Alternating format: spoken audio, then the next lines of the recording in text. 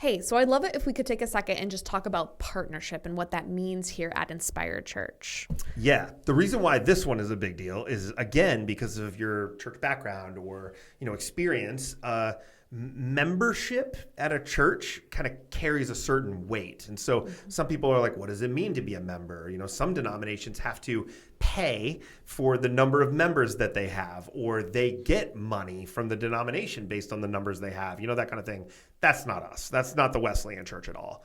And so we have chosen to specifically use the word partnership and not membership. And we think that that's really important because membership has this kind of connotation that you can become a member somewhere but not have any sort of investment. Like the gym. Exactly. Just like the gym, right? Yep. How many people pay a monthly membership?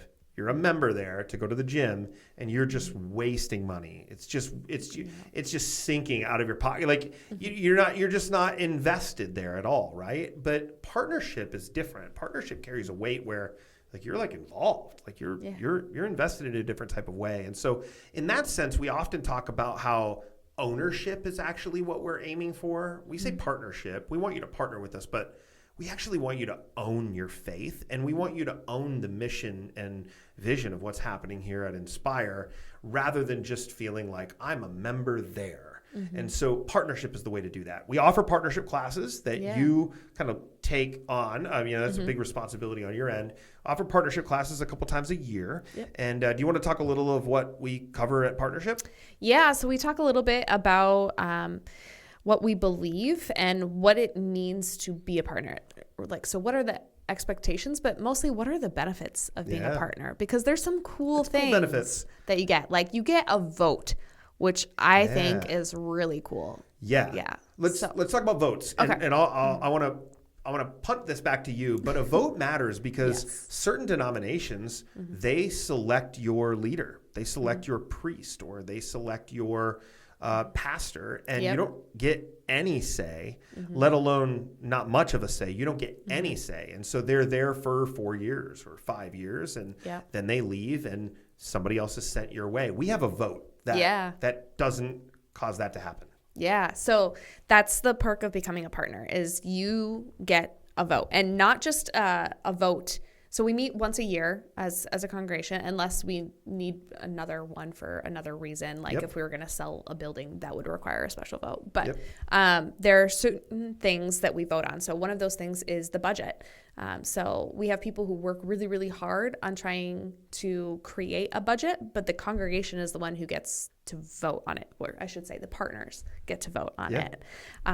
And there are steps along the way. We've got a finance team that unanimously recommends the budget to the board, who unanimously recommends it to the congregation, that kind of thing. But there's checks the board and balances. Ultimately, the congregation ultimately makes those decisions. Yes. And so that's one of the things that get to vote on. And like you mentioned, they get to vote on lead pastor. So when you originally got called here, you got called for 3 years? I have a 4-year call. Okay. Yeah, and then when that ends, the church will get a chance to vote again on you. It was stressful the first time, let alone the second time, right? I would hope it'd be less stressful the second time. But and then you can get something called an extended call. Yes. That kind of thing. So those votes kind of eventually stop. But we do vote. And it's a big deal. Part of that vote is something called the nominating committee. And it's a big deal that we talk about the nominating committee, because it can become a little murky or a little cloudy. Yeah. It is actually something that a lot of denominations do. But do you want to explain a little about what the nominating committee is? Yeah. So we get to vote on the nominating committee. And then the people who get voted into that role,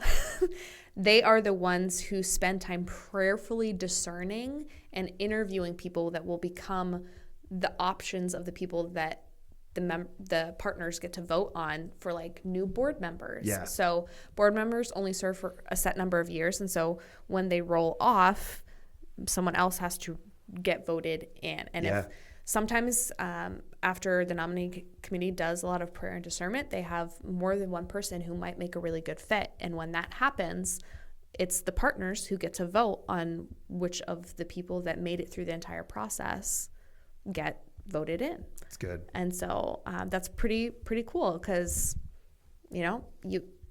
we specifically vote for these people to be the nominating committee to discern the next steps. But then we also get the option to make a vote after they've done their due diligence.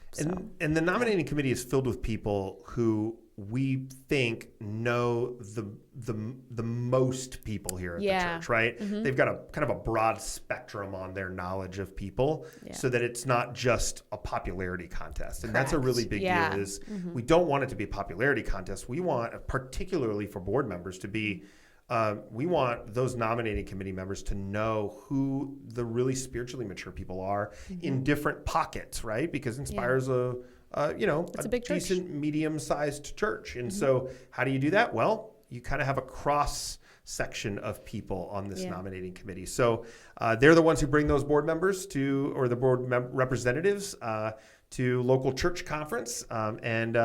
It's kind of cool. And then what we do is throughout the year, we have an event called Inside Inspire that happens multiple times throughout the year. And Inside Inspire is a way to hear about what's happening at the church, get more information about the church. And that's something that we really want our partners to be a part of, because there's the opportunity to ask questions and to kind of wrestle with where we're headed as a church. So that's a little bit about partnership here at Inspire and why people should be a partner.